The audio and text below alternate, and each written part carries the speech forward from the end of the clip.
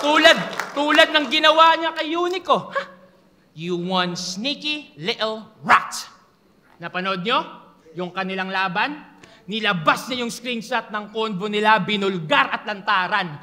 Dinikit pa sa pader nung walang pakundangan. Talagang pinahiya niyan. Malinaw ba yung mensahe nung kanilang usapan?